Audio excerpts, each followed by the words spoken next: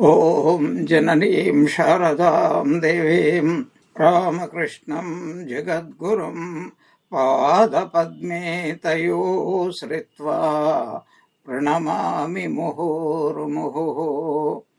ॐ भद्रं कर्णेभिः शृणुयाम देवाः भद्रं पश्येमाक्षभिर्यजत्राः स्थिरैरङ्गैस्तुष्टुवागुंसस्तनूभिः यशेम देवहितं यदायुः। स्वस्ति न इन्द्रो वृद्धश्रवाः स्वस्ति नः पूषा विश्ववेदाः स्वस्ति नस्तार्क्ष्यो अरिष्टनेमिः स्वस्ति नो बृहस्पतिर्दधातु। ॐ शान्ति शान्ति शान्तिः। हरिः ॐ. O gods, may we always hear with our ears what is auspicious. O worshipful ones, may we with our eyes always see what is auspicious. May we live our allotted life hale and hearty, offering our worship unto thee. May Indra of ancient fame bestow auspiciousness on all of us. May the all-nourishing portion be propitious to all of us. May Garuda, the destroyer of all evil, be well disposed towards all of us. May Brihaspati ensure all our welfare. Om. Peace, peace, peace be unto all. How to become a Paramahamsa yogi? Paramahamsa means to know that we are the Paramatma. Yesterday we have been dealing some of the sadhana characteristics. Sadhana means, as we mentioned earlier, sadhana progresses in 3 steps. First, get rid of all that is negative. Second, replace all the negative qualities with positive spiritual qualities. Third, called Nididhyasana, that become one with the divine. Even one has to completely renounce I and mine. Sri Ramakrishna is giving us the very essence of all these sadhanas. All the sadhanas fall under this one category, I and mine. First of all, the mine has to be gotten rid of. Because if we remove I, the mine will always disappear. So I and mine always go together. But what type of I we are talking about? If it is body, if it is mind, this is called the lower I. That is why we have seen earlier also that the I and mine should be the lower Arani and Paramatma should be the higher Arani. And with the stick of yoga, we should churn and fire will come out. And in that fire, the distance between Jivatma and Paramatma has to be completely eradicated. So, all sadhana is only to get rid of I and mine. And this I and mine manifests in so many different ways. For that purpose, we have seen that we have to pray to God. We have to take a vow in front of God. That is called accepting danda, staff, and making a shikha, a tuft of hair, and accepting certain types of threads as a symbolic of control of what we call manodanda, vagdanda, and kaya danda. Yesterday we have seen that. And a Paramahamsa is one for whom these spiritual qualities because he had practiced them assiduously for several lives. It has become a second nature, just as we think we are the body. Thinking of the body and mind as my own self has become a second nature. And it is a very interesting word because really, truly, this is a second nature. What is our first nature? It is only I without this body-mind complex. So certain qualities, and first of all, the Brahma here himself is telling that what is the bondage? Ahankara. How does ahankara manifest? In the form of these qualities, negative qualities. So one has to get rid of them. What are they? Ninda, garva, matchara, dambha, darpa, ichha, dvesha, sukha, dukkha, kama, krodha, lobha, moha. And something very interesting comes.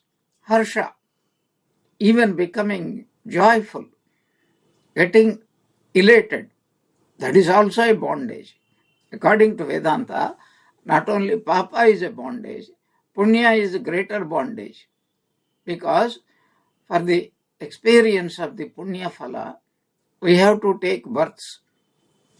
So, we have been discussing yesterday, a would-be Paramahamsa has to give up all those things. So, yesterday, we have completed. Ninda means two meanings are there. A Paramahamsa can never criticize, not that should not criticize, cannot criticize, because he doesn't see a second person to criticize or to praise. And if someone unable to recognize such a person goes on criticizing, and usually spiritual people are subjected to severe criticism. Some people even going to the extent of they are the most selfish people in the whole world. They don't care for society. They do not render any service to the society. They are only concerned with their own liberation. Nothing can be further from truth than this kind of misunderstanding. So he will not find fault with anybody. He can't even find fault with himself because he doesn't exist. Because he says, I belong to God. And if I find fault within myself, then all those faults necessarily must belong to God only. Nor is he the least bit shaken if someone criticizes him. And then garva. Garva means pride. So pride always refers, I am beautiful, I am young, I am talented, I am intelligent, I am rich, I am learned, etc. Some quality will be there. That is called garva. Whereas yesterday we have seen either garva, pride, or dambha, ostentation, or darpa, arrogance. What is the difference between ostentation, dambha, and arrogance? There is a very subtle difference is there. A person who has got dambha, ostentation, he really has to be proud. He has got something. He is not simply becoming arrogant. He has something, but he should acknowledge this is the grace of God, manifestation of God. This is the vibhuti of God. It has nothing to do with me. Whereas darpa, this is what people call superiority complex. So the person doesn't have anything to feel superior, but he wants to compensate for that inferiority, and he goes over the board, as they say. Even a person who has, he will not go so much. So this is called darpa. Then jealousy. So professional jealousy. It is a very interesting concept. What is the speciality of jealousy? Everybody is subject to jealousy. That is the first thing. Even gods become jealous. If you read our Puranas, whenever anybody is trying to do more of yajnas, yagas, or somebody is doing hard austerities, Indra becomes immediately frightened. Maybe in this 2024 elections, I may not become the prime minister like that. So he is so-called, this is the Puranic mythological aspect, which we have to completely ignore. So a person will not be jealous of somebody either superior to that person or inferior to that person. The jealousy is always manifest only among one's colleagues. And when a person has enemies, he will not feel jealousy. He will feel hatred, not jealousy. Jealousy is reserved especially for friends. So this is the speciality of jealousy. And that's why Swami Vivekananda had given a beautiful definition. That is, talking about ahimsa. That is the very first spiritual quality enumerated by Patanjali as yama. Absence of jealousy, that is called ahimsa. Because a person who is having even slightest jealousy, immediately, so he wishes the other person should not have, only I should have it. As I mentioned, the jealousy is a very peculiar characteristic. It will not be directed towards enemies. It will not be directed towards other people, other classes, only between friends, specially directed towards friends. Why should that lady have such a beautiful, powerful husband, whereas my wretched husband has nothing to do? But when a person has jealousy, he doesn't want to show. Anger cannot be hidden. Other things cannot be hidden. But jealousy can be very well hidden. Smilingly, oh, how wonderful, congratulations, your son had got such a distinction and all those things. Whereas my wretched son should have deserved, but he did not get it. So well hidden it is. This is the speciality of jealousy. And even between sannyasins, this jealousy will be there. But as we discussed yesterday, any one of these things can be of help, will aid our further progress if we direct it towards the right goal. In this case, God. Even jealousy. Dambha. I am doing so much of japa because I love my Ishtadevata and I will not give it up. And I will not allow anybody to overcome me, to become greater than me, as I gave the example of the brother disciples of Sri Ramakrishna at Baranagar Math.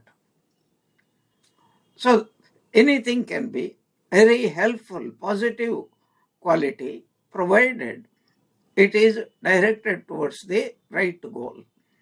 That is why many times I have reminded that what we call Shadripu, 6 enemies of every human being, and as if that if a person loves, it is not an enemy. What we call so many positive qualities of ours are the greatest enemies. I love my family, I am proud of my family, etc. These only drag a person deeper into samsara instead of helping. And our Puranas are unparalleled. That is why the greatest devotees of God, sometimes they prefer to be born as an enemy.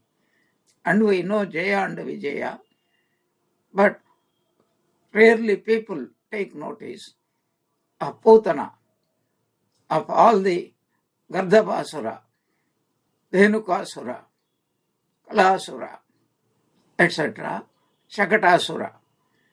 all those people, Kamsa, and so many other people. Why do we say that they are very fortunate people? They must have practiced austerities, severe austerities for a long time. Why do we say that? Because to be killed by God Himself, only a few fortunate people can be killed. And who is telling this? It is there in the Durga Saptashati. The Devatas are hymning the Divine Mother. O Mother, by your just wish, you could have killed all these people. But why did you yourself come down to battle with them personally? So that, O Mother, because you are Divine Mother, you are the universal Mother, you are the Mother of everybody. So there is nobody who is called good or evil. Everybody is your own child, beloved, most beloved child. So you understand, these people have been playing in dirt, and they are playing foul games. They are breaking all the rules, regulations. But ultimate philosophy is that they are doing it, poor fellows, only because of your will. Shukali tomari ichha. That is why we have to again remind ourselves. When somebody asked Duryodhana that why are you knew beforehand, if you fight these Pandavas, you know Krishna is the greatest divine manifestation, and you are never going to win. You are going to be destroyed. All your brothers are going to be destroyed. Your whole Kaurava people are going to be destroyed. So why did you come into this? And one of the rarest, deepest poetry of wisdom has come from the mouth of Duryodhana. Janami dharmam nachame pravrittihi. Janami adharmam nachame nivrittihi. I know what is right, what is wrong, but I am absolutely helpless.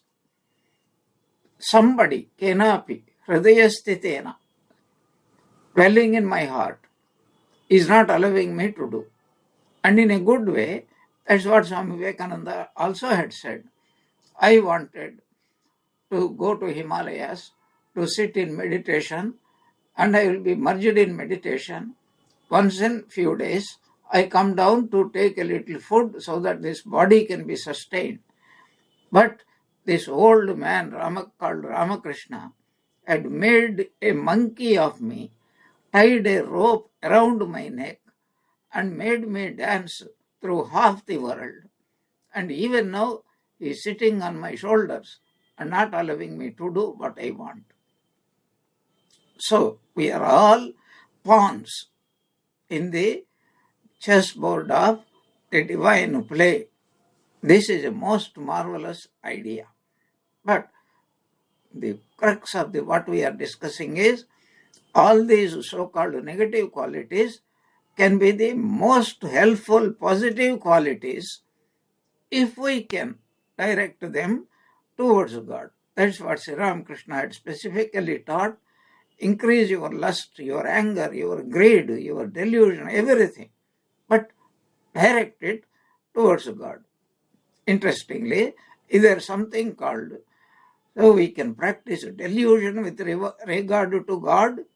Yes. What is that delusion? That delusion is that I will play as if I don't care for you.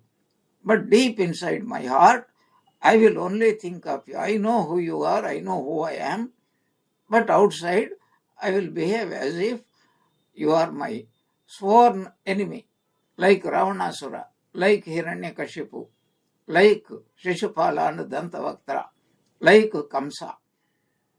So I mentioned earlier, Kamsa, his name is not mentioned in the devotees of Bhagavan Krishna. But whoever is fortunate enough to be killed by Bhagavan himself, including Putana. So the Bhagavata commentators, they tell us Why do we mention Putana's name? Because she fed her own milk to the divine Lord. And how can anybody, even an ordinary person, if somebody nourishes, he will only cherish, this is my mother, because of whom I am living. And then Putana also has been liberated.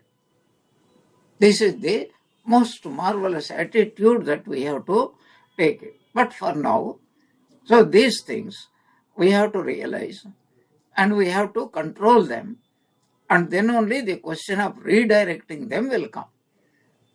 If we do not have the control, there is no question of redirecting there. So here is a Paramahamsa described. What is it? He is free. Then he doesn't have pride.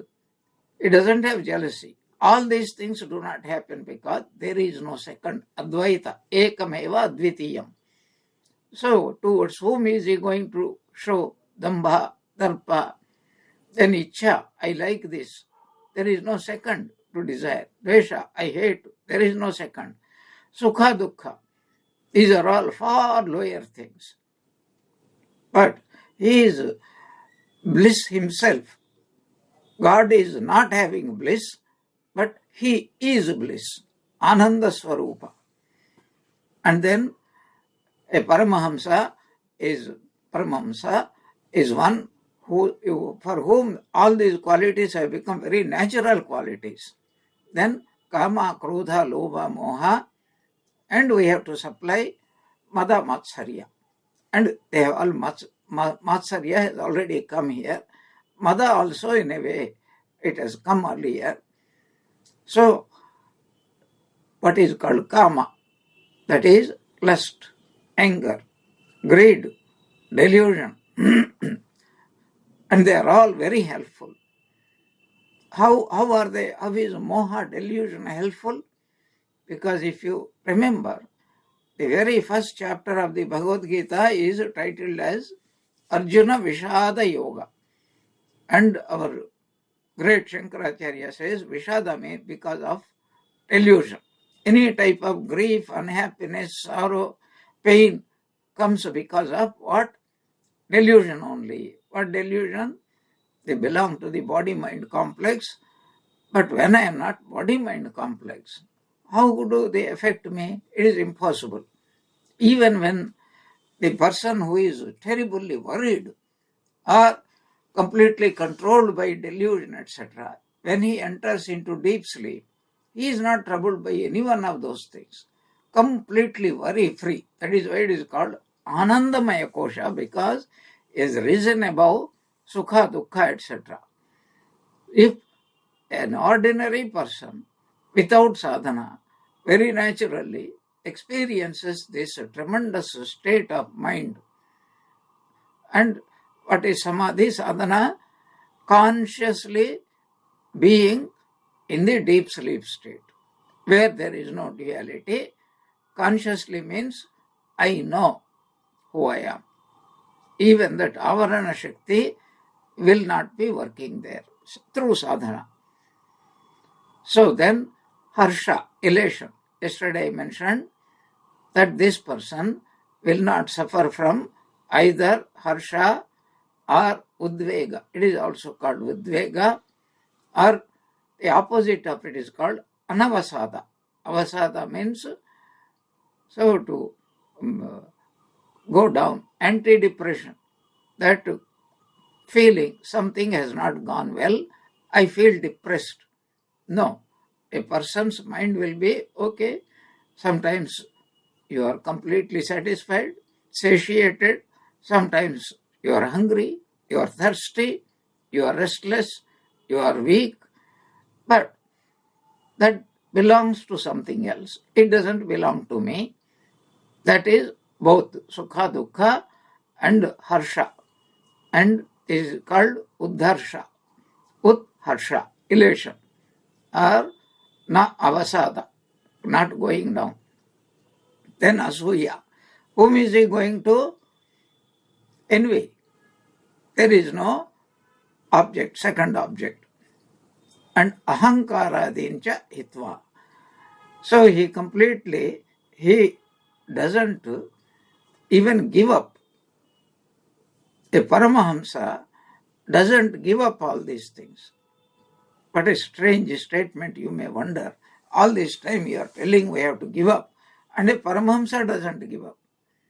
He doesn't give up because only when there is a idea, I am the body, mind, all these things kick in. But when a person says, Aham Brahmasmi, where is the question of all these things coming? Ahankara will not be there. Only Aham will be there. So, but for us, we have to assiduously practice. Do we practice all of them? No. Take up, find out which is the worst thing that is standing as the strongest, greatest obstacle in the path of our further progress towards God, and deal with it. As I mentioned earlier, all the good qualities gang up and come together, and all the evil qualities also gang up and come together. So if you want to give up one bad quality, you have to give up all its relatives. They come only in plural number. We have to be careful about it. Egotism, thinking the aggregate of the body, the senses, etc. as my own self. Having given up all thought of calumny, that is ninda, conceit, jealousy, ostentation, arrogance, attachment or antipathy to objects, joy and sorrow, lust, anger, covetousness and self-delusion, elation, envy, egoism and the like. All belong to the BM complex, body-mind complex. Yataha tadvat tad vapuhu apadhvastam.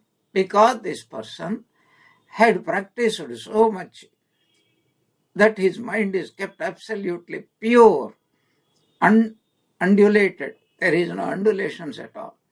Yataha, what happens? Tad vapuhu, tasya vapuhu, his body, that I am the body. Vapuhu apadhvastam. Dhvastam means temporarily, that is destroyed. But when our body dies, next birth is there, a new body, a new dress will come. But here in this case, this is the last birth. So it is totally destroyed. And body also totally destroyed.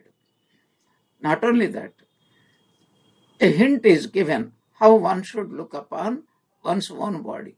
Swa vapuhu gunapam iva drishyate. One's own body, swa vapuhu, with which we are so much identified.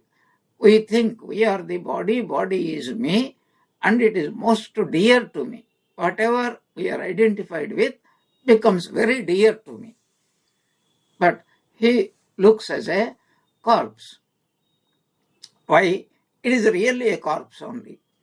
Sri Ramakrishna used to say very interesting things, and it is sometimes not translatable into gentleman's English language. This fellow who is so proud is lying in the summer season on a mat and he is snoring, his mouth is open, and a dog comes and lifts its leg. And the poor fellow is completely ignorant of it. Such is the human life. What to speak of it? So because of the absence of the idea of egoism in it, just as men, for fear of pollution by touching a corpse, look at it from a distance. So even, how do they look? Fearfully. So the yogi, fear of having the error of self-identity with the body, again aroused, no, looks upon it as a mass of inert matter only, quite distinct from the self, just like a corpse. Very interesting that once Jung, the famous Viennese psychologist, he had a very interesting psychic experience. For some purpose, he was going to be operated. Suddenly, he found himself in a subtle body. So he has gone to the ceiling and was looking. He was hearing whatever the doctors were talking about. And then he could see as if his body is someone else's body. And that definitely must have given him an insight into who we really are. That is why he could propose that universal I. Deep down, we are all interconnected, and that is what he calls universal I. There is a beautiful Bengali song giving this idea that so long as there is prana, people become very dear, sometimes, not always, and is most marvelous song. There was one great, very sweet singer, Panalal Bhattacharya. He sang this song. Jar jonne moro bhebe, sheki tomar sange jabe, সেই প্রেয়সী দিবে ছড়া অমঙ্গল হবে বলে ভেবে দেখো মন কেহ কারো নয় মিছে ভ্রম ভূমণ্ডলে. O mind, just discriminate, wake up and look what is happening. Just a little bit, think deeply. Unnecessarily, you are roaming all over this world, I am somebody, etc. And you are ready to offer your very life for your beloved. And when you die, is she going to come with you, or is he going to come with you? And not only that, Shayi Prayashi, even that beloved wife or beloved woman, Dibe Choda, will give you a big slap. In what form? She will refuse even to touch your body. And why? Amangal hobe bole. Because if she touches, she has to take bath. It's a very peculiar thing. Let it be our father, let it be our mother, let it be our children, let it be anybody who is near and dear, our family members. If we happen to touch, and then we are so frightened, and we go and take bath. Not only that, if the corpse is kept even in the next room, whole night we will not get sleep because the bhuta may come, rise up, and then go and say, my son, I am very hungry. So long as they are alive, we are somewhat pacified. But the moment this comes, a person dies, that is, the body loses prana, and then we think there is only one state, that is called the state of a ghost, because we don't know anything. So these are the things we have to be very, very careful. That is why Sri Ramakrishna used to say that for these 3 days life, dunya, 3 din ka hai, only for 3 days. What are all the things that we get news practically every day? How people are killed, taken advantage of, cheated, not knowing that one day will come when we have to answer for all our actions. Further, samshaya viparita mithyagnananam yo hetuhu tena nitya nivaruttaha. We are talking about the description of the Paramahamsa. A Paramahamsa is a nitya nivaruttaha. Nitya means for eternity. Nivaruttaha, free from 3 types of wrong knowledge. So knowledge is classified into 4 types. So one is called Sat Gnana, that is real knowledge. And the other 3 are of 3 types. What are they? Samshaya, Viparita, Mithya. Samshaya means doubt. So the person is thinking, I am not sure. I have got a correct idea about this. So when we are having that kind of mentality, we will not be able to come to a definite decision and act upon it. We are always fearful. Then sometimes Viparita Gnanam. What is Viparita? Completely wrong knowledge. And you know how much we encounter death, and we suffer so much. Viparita Gnana, completely misunderstanding. We can't understand even those who are near and dear. If somebody in anger, temporary anger, tells something, then it is terrible.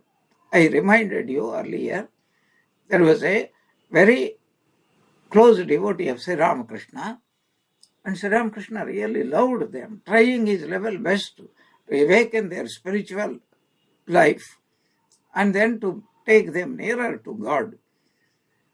Whatever the reason, one day he happened to be there, and another devotee called Suresh Mitra also happened to be there. And Sri Ramakrishna happened that day to praise whether that is meant for this particular, as a remedy for this particular devotee's mentality, mental status, or Sri Ramakrishna wanted to encourage Suresh Mitra because he had really those wonderful qualities. He happened to praise him. But for 6 months, this person stopped visiting Sri Ramakrishna. And one day Sri Ramakrishna himself had to come by Ganges when this person was taking regularly bath. But the very curious thing was, every day he would think nothing but Sri Ramakrishna, but in a slightly negative manner. Anyway, Sri Ramakrishna was very happy. He is only thinking about me. And he came and looked at him in such a way that this fellow completely melted down.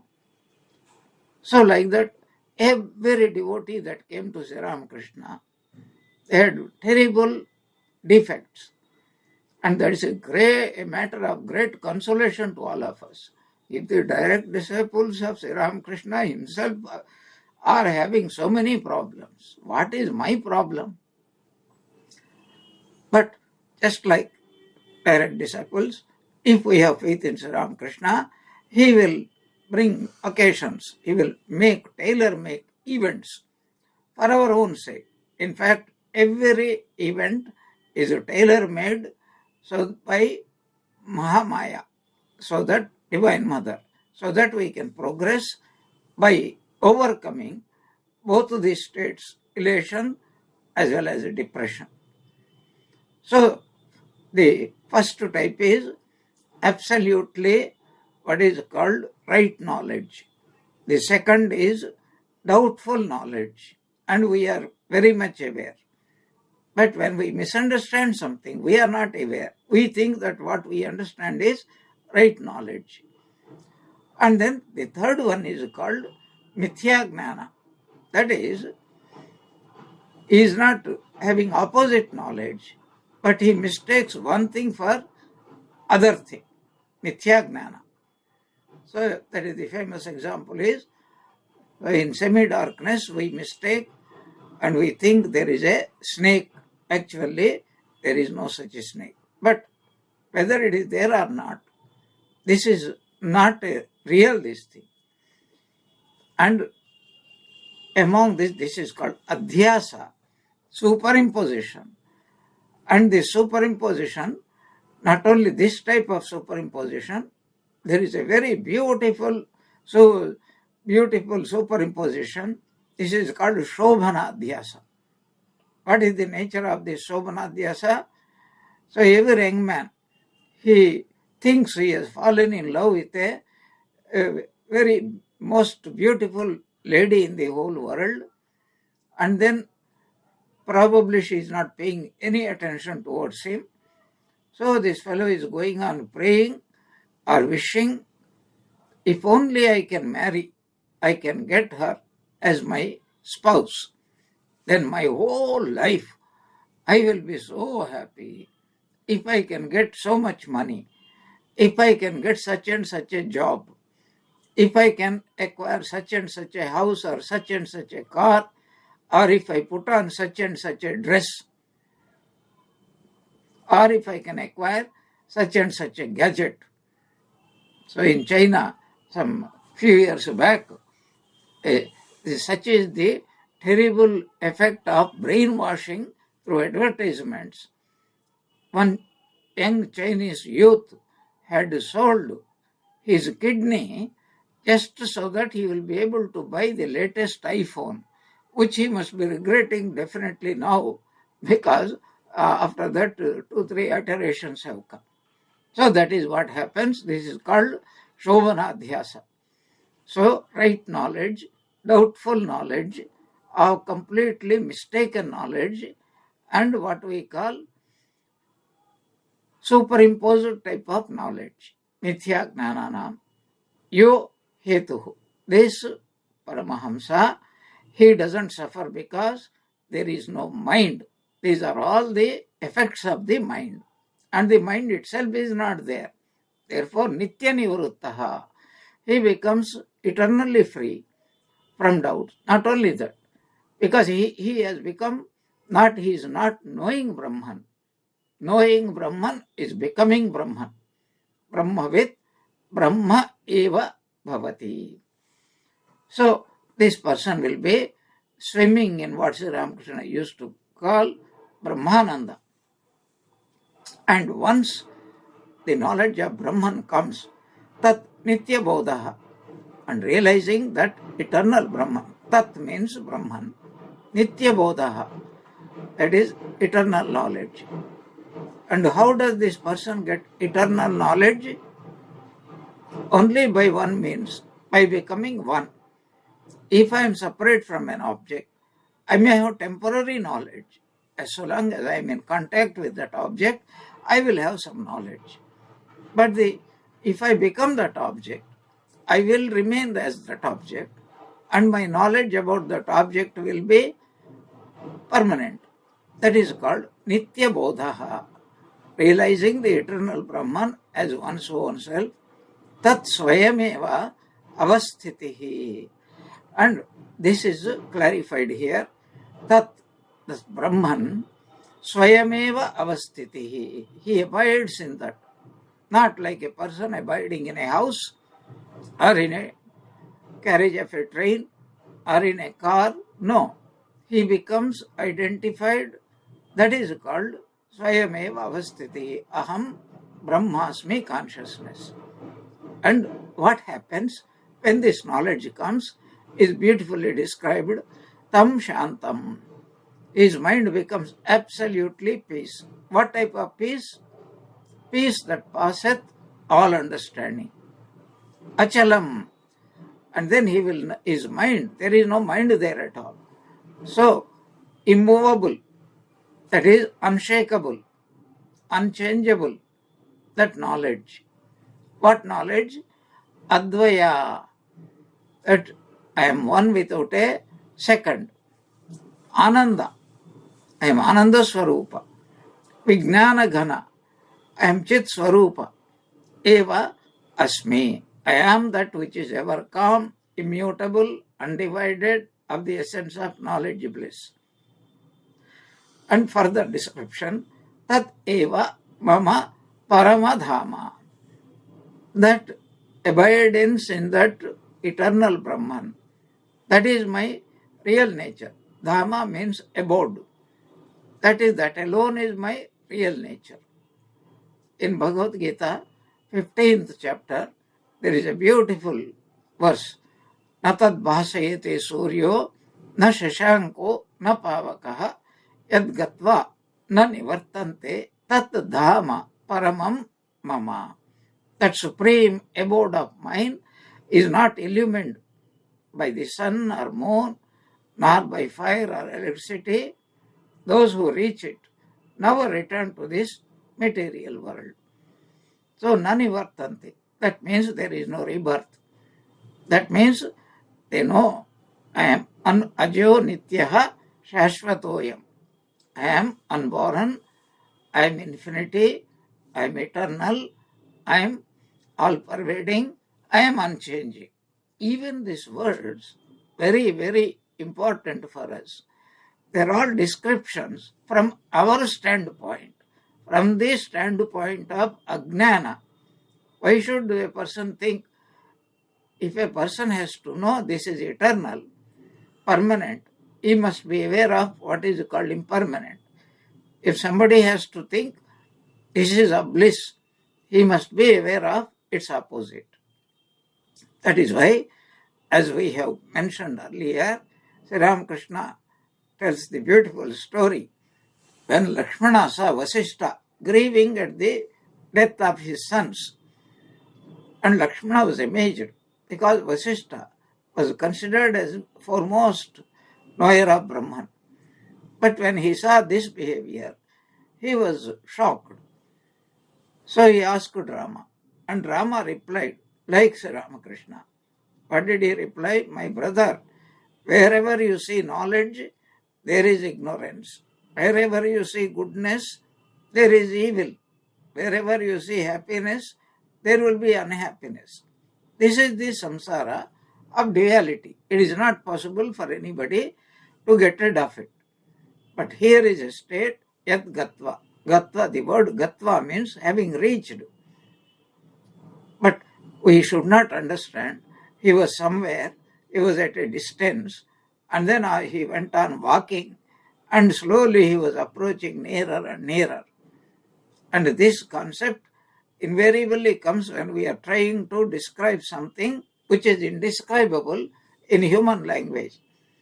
That is why about Vaikuntha, so a Vaishnava who has practiced so much of tapasya, austerity, when he attains to Vaikuntha, there are actually 4 stages.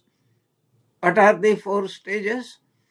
The first stage is he enters into Vaikuntha. This is called Salokya. God also is there, and he is also there in the same world. God is not in India, and this devotee is not in USA, but he is in the same world. This is called Salokya. Then slowly he starts coming near. This is called Samipya. The word Samipa means near. So he progresses further, comes nearer and nearer to God. The distance, that is, the feeling that I am separate from God, slowly becomes diminished. That is called Samipya. Then Sarupya. That is, by continuously, constantly contemplating the form of God, his own form becomes like that of Bhagavan Vishnu. Very interesting concept. So Sri Ramakrishna had contemplated Hanuman and became like Hanuman. His eyes became restless like a monkey. His face also must have become monkey-faced only. He even grew a small tail. And when he meditated upon Radha, his body became a woman's body in every respect, including monthly periods. So many devotees, we read about Saint Francis of Assisi, who meditated upon the crucifixion of Jesus Christ and his own body, the stigmata, that is where the nails entered into the body of Jesus Christ. There also the same type of wounds are beheld, and people were shocked because of continuous meditation. This is called Sarupya, having of the same form. And then, of course, later on, Sayujya, that is, inseparably they become one with that. And you must, those of you who are receiving this WhatsApp application messages, Swami Dayatmanandaji, just few days back, we have given that one. He is quoting some author who had given a beautiful explanation of these states of entering into Vaikuntha, slowly approaching nearer to God, and because of the contemplation, assuming the form of Lord Vishnu, etc. And this explanation is a beautiful, marvelous, Advaitic explanation. What is it? That this world is created by God. As we are thinking about this creation aspect, that is, if you make any number of pots out of clay, they are nothing but clay with different names and forms. So if this world is made by God, then we are living in the same world as God. The pot and the clay are living in the same world. In fact, even to say that they are living. Then approaching near, God is everywhere. Who is more close to any one of us. Kabir Das breaks into a beautiful song. Moko means hey murkha, hey stupid, foolish. Where are you searching for me? Where are you searching for me? Main to tere paas mein hoon. I am very close to you. How close? Not close. I am only God. I do not know. The distance is in cognition, not in reality.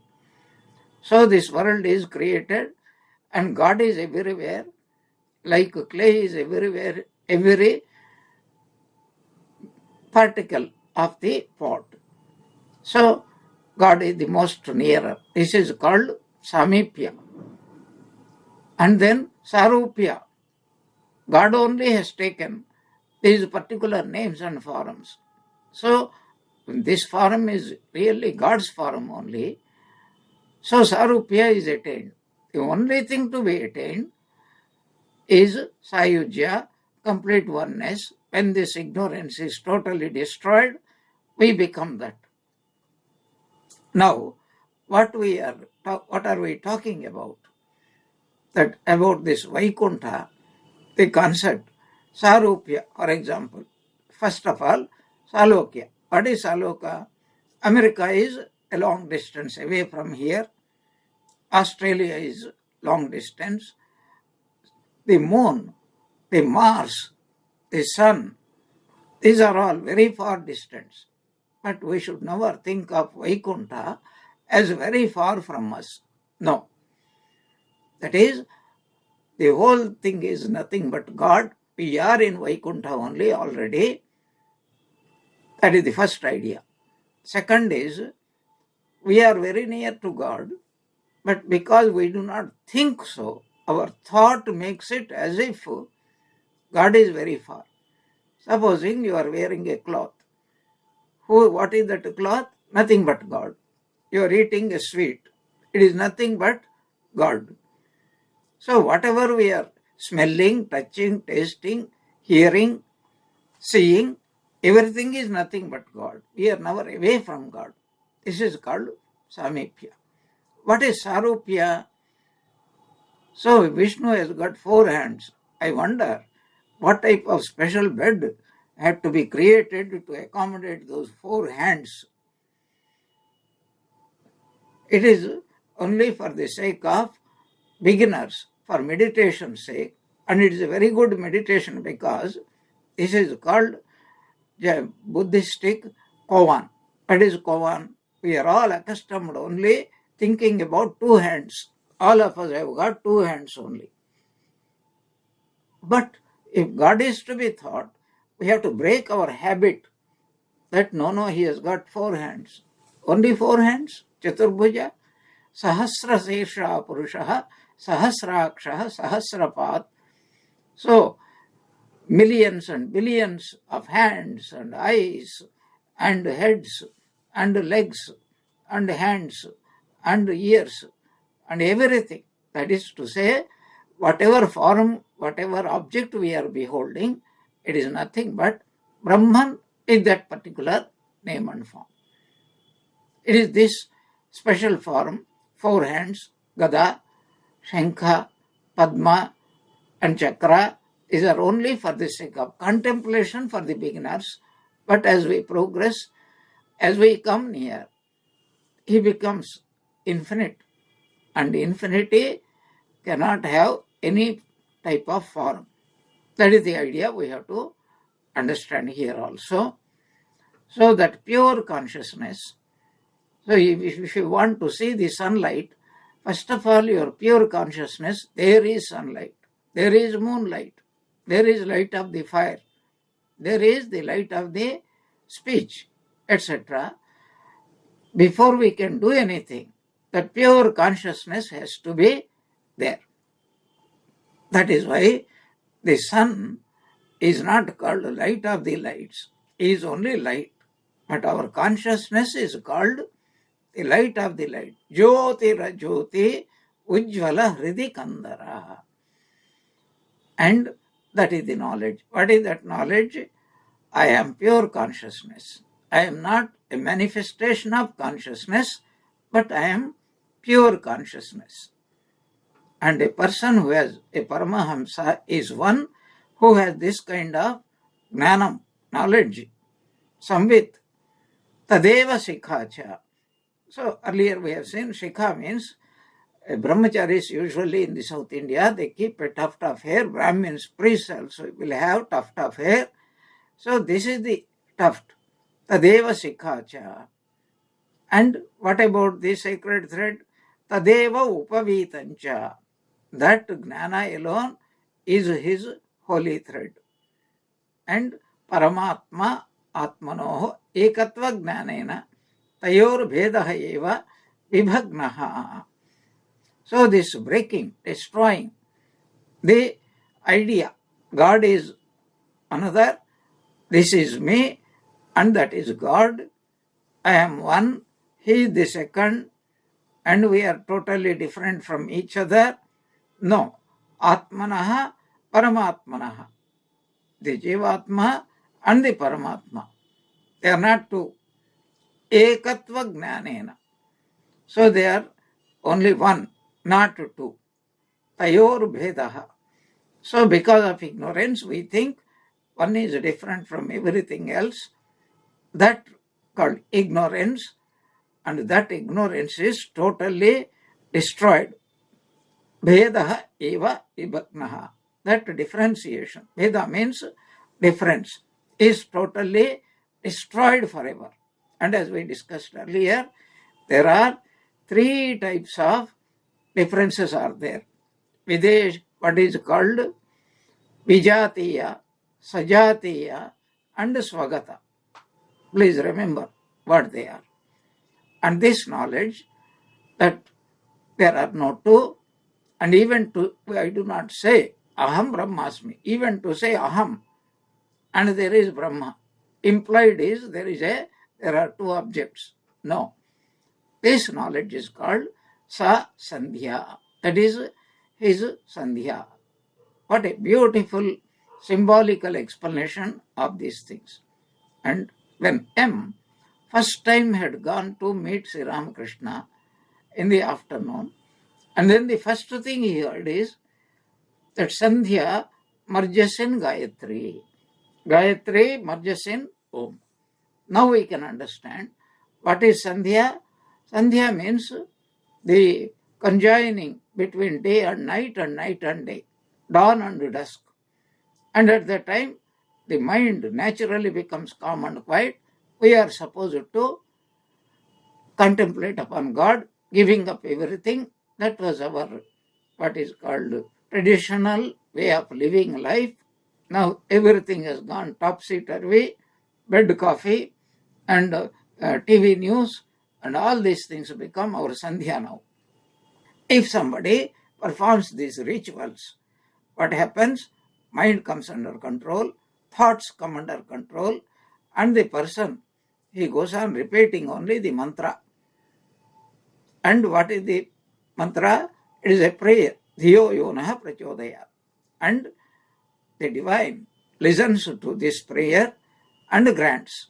And once it is granted, and his mind becomes merged in Om, and Om is the representation in form of sound of Om, of Brahman. It becomes one, merges in Brahman. And that is here called Sasandhya. So, Tayor Bhedaha eva vibhagnaha Sasandhya. This is the explanation of the second mantram. We will see the third and fourth mantrams in our next class. Om Jananim Sharadam Devim Ramakrishnam Jagadgurum Padapatme Tayo Sritva Pranamame Muhurmuhu. May Sri Ramakrishna, Holy Mother and Swami Vivekananda bless us all with bhakti. Jai Ramakrishna.